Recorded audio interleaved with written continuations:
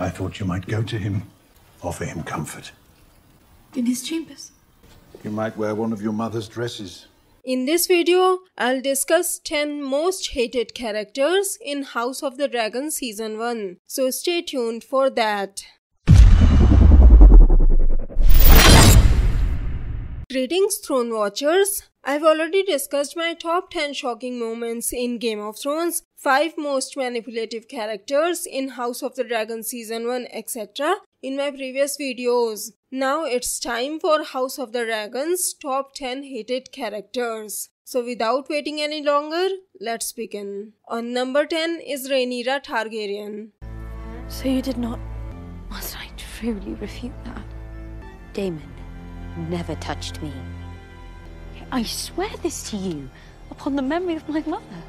Rhaenyra didn't want to sacrifice anything for her pleasure. She didn't care much about her duties, at least not as much as Alicent. She wanted to have both pleasure and power, which isn't really wrong considering how the men in Westeros have always done that. But it did make her estranged from her best friend, who had to sacrifice a lot because of her duties, and it made her jealous of Rhaenyra. Rhaenyra also lied to that best friend, swearing on her dead mother's memory, and later tried to pass off her bastard sons as true-born sons, which in my opinion is completely understandable since the other option would have been death for her children, but some of the fans still hate her for those reasons. On number 9 is Boros Baratheon. He is extremely selfish. Boros didn't want to support his family, by which I mean his cousin, aka Princess Rhaenys, and chose to side with the Greens just because they offered him a marriage proposal for one of his daughters. He knew Aemond could have hurt or even killed Luke, but he was okay with it as long as he did it outside of his castle. He didn't even try to protect Luke, or at least warn someone. On number 8 is Orand Hightower. I don't know that His Grace sees it so clearly.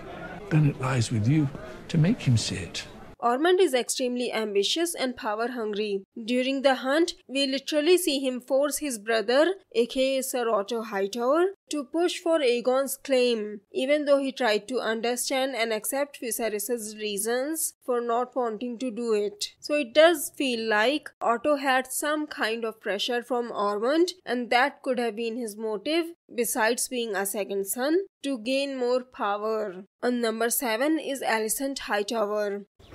They might think you're trying to besmirch the prince, or worse, that you're the sort of girl that might have enticed him in the first place. And you know what happens to girls like that. Alicent had been a pushover. She had followed her father's every order, whether she liked it or not, and then she blamed others, especially Rhaenyra, for her unhappiness. She had been jealous of her best friend, but she never tried to do anything herself to improve her situation. And a lot of fans hate her for this. On number 6 is Damon Targaryen. Even though he had a justified reason, Prince Damon did take things too far while punishing several rapists and murderers. While that was technically his job as the Lord Commander of the City Watch, some people still hated him for that. Damon expected to be named heir as per the precedents of 92 and 101 AC, but got mad and left King's Landing after he learned his brother had chosen someone else over him. By the way, I still doubt he called Prince Balon an heir for a day. We never actually saw it happen, so I'm not counting that incident here. For all we know, he could have been framed for that. And there is still a possibility he could have said it, but since we can't be sure,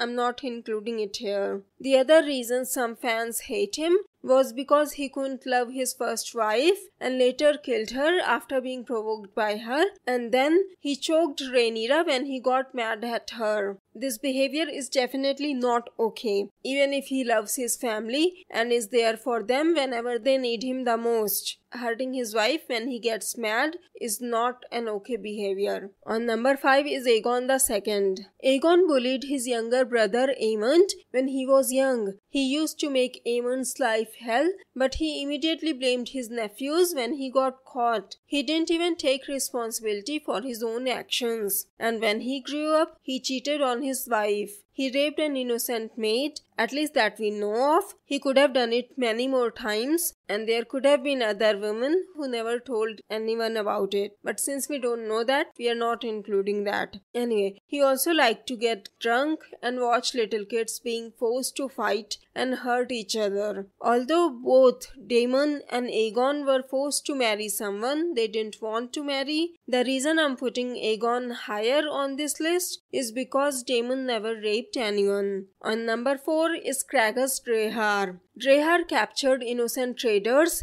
and left them tied on the shore to feed the crabs. That's how he got the nickname Crab Feeder. Being eaten alive by the crabs was an extremely painful death, and those poor merchants didn't deserve it. On number 3 is Laris Strong. Aaron the Black is a monument to his own greatness. Blood mixed into the mortar. You pass judgment. The Queen makes a wish. Laris, I did not wish for this.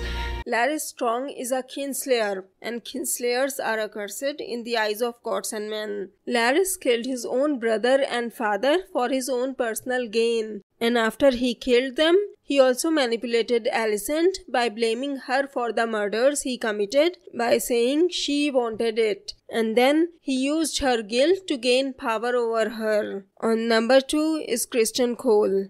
Most men would only have that kind of devotion toward a cousin, or a brother, or a son.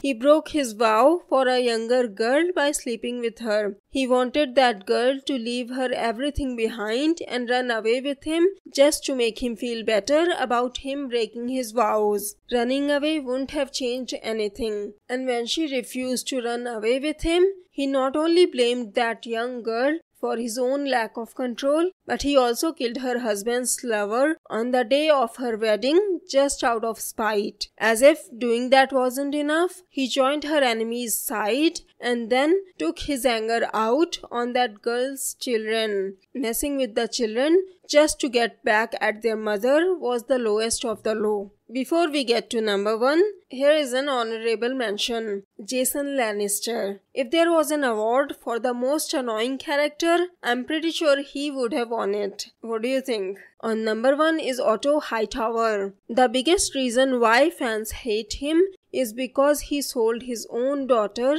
just so he could gain more power than he had already gotten. While arranging matches for younger girls with an older lord or king was normal, sending their daughters to someone's chamber at night while wearing their mother's gown was not okay. Otto also schemed to sow discord among the brothers and tried to do his best to push Damon out of the way. Otto was the one who chose to name Rhaenyra, aka a young girl, as heir just to get rid of his rival, because he knew once Damon was named heir, putting his claim aside would not be easy. So he made Viserys choose Rhaenyra as his heir. But the second his own grandson was born, he tried to get that very girl that he chose in the first place out of the way to clear the way for his own grandson. So a girl can be an heir as long as it serves him, but the second it comes to his own grandson, a girl being an heir is suddenly a big problem.